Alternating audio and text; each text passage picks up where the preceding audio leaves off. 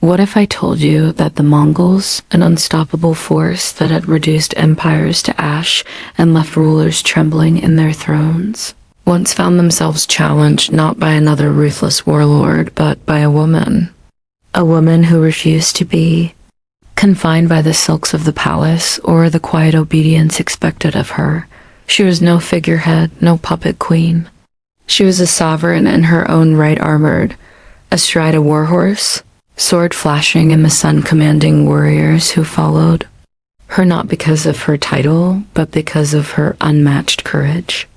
Her name was Razia Sultana, and in a time when women were expected to bow their heads, she made kings, generals, and invaders bow instead. This is not just a tale of a ruler. It is a chronicle of defiance, of a queen who dared to wield power in an age that believed only men could lead armies or shape the fate of nations. Razia Sultana stood at the helm of the Delhi Sultanate, facing enemies from within her court and from beyond her borders. She rode into the storm against the greatest military machine the world had ever known. The Mongols armed not just with steel, but with a mind sharpened by strategy and an unshakable will. Yet history tried to bury her name, to strip her from the pages where emperors and conquerors are celebrated.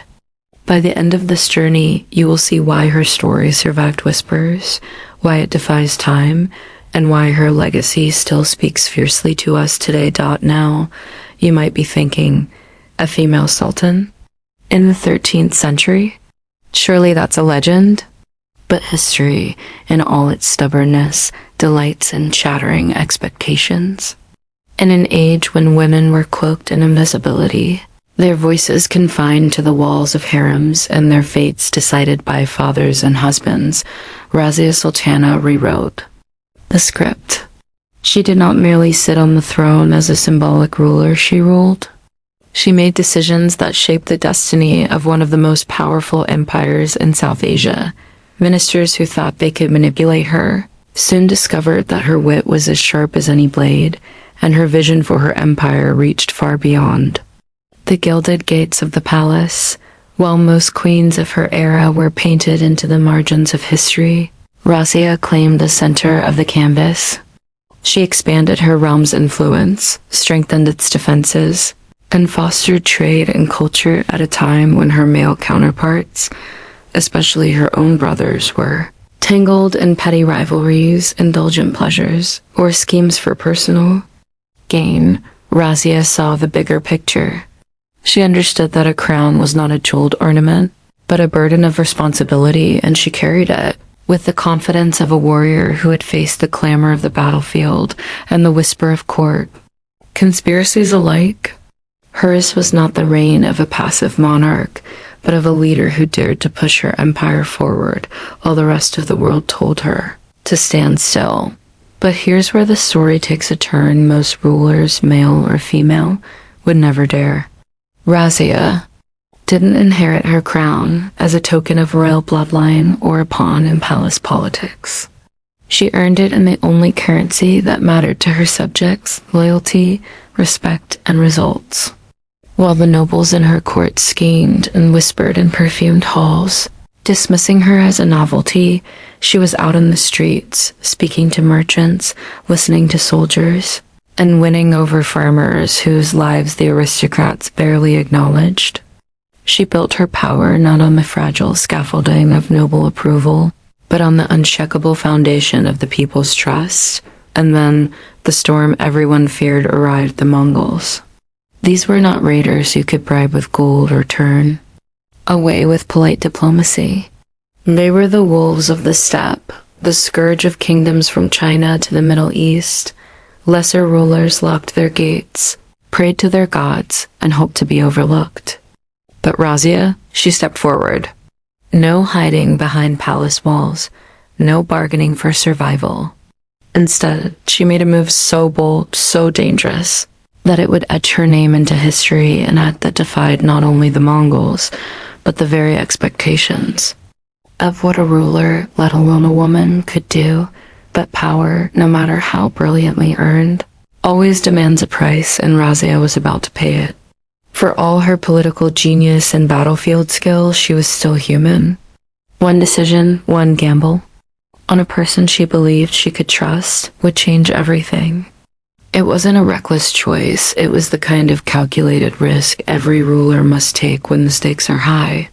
But in the deadly game of thrones she played, a single wrong ally could be more dangerous than an army at the gates.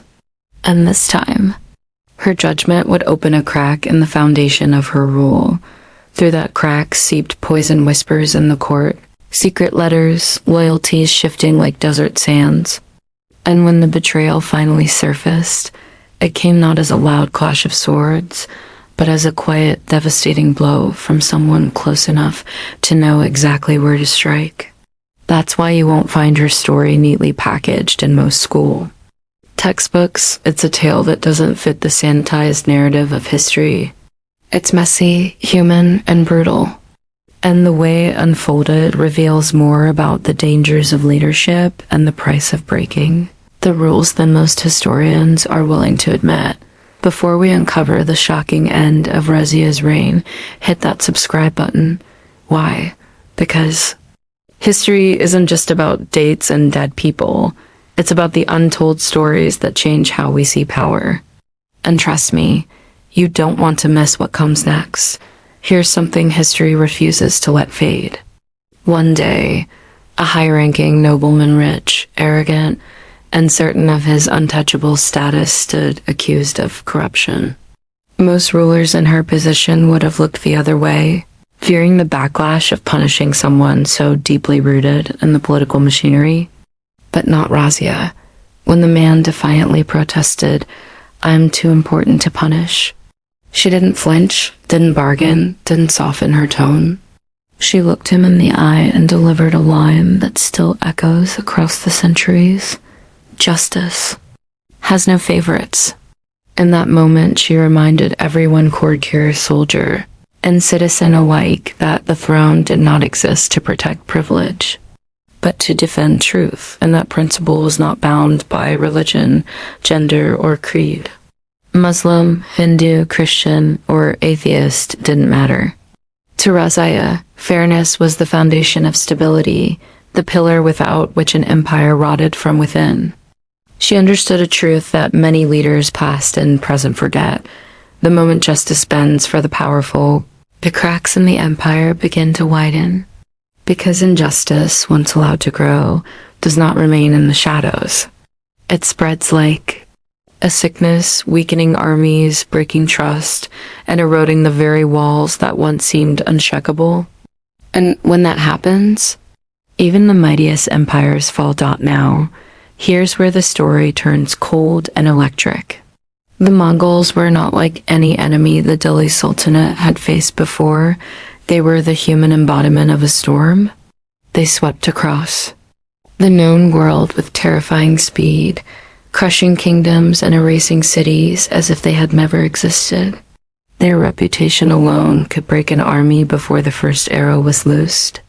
Resistance wasn't just dangerous, it was suicide. Yet when they set their sights on Delhi, something unusual happened. The advance slowed. Their scouts watched longer. Their commanders hesitated, and hesitation was not in the Mongol playbook. Why? Because Razia had turned Delhi from a capital into a fortress of defiance. The city's walls rose higher and stronger, rebuilt and reinforced to withstand the most brutal siege engines of the steppe. Her soldiers were not just armed, they were honed into disciplined, battle-ready units drilled for speed and precision.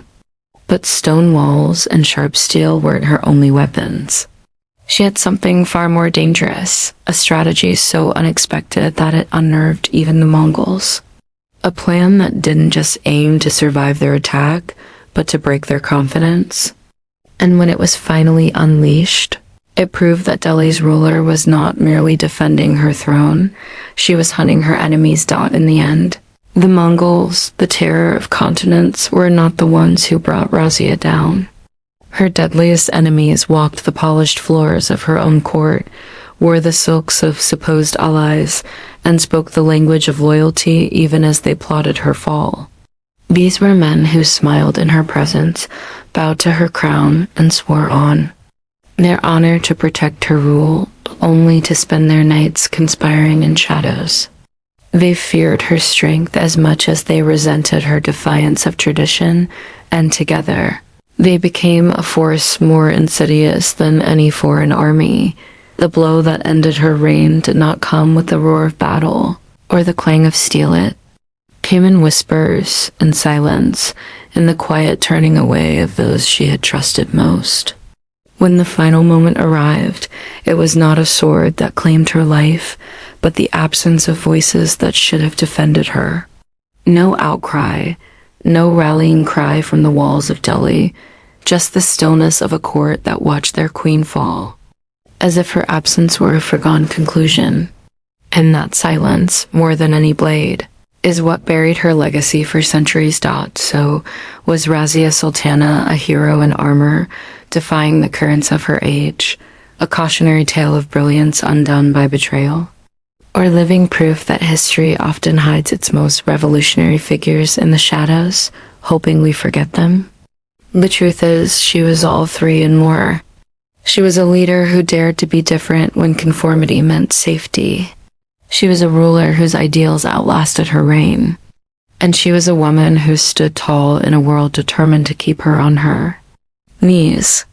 Whether you see her as a triumph, a tragedy, or a mystery, her story forces us to ask the hard question: how many other names have we lost to silence? If you believe forgotten stories like hers deserve to be remembered, then make your voice the one that keeps them alive. Smash that like button, drop a comment below with your take, and share this so more people can meet the warrior queen the history books barely whisper about. Because the past isn't gone, it's a living force, breathing in the choices we make today. And somewhere,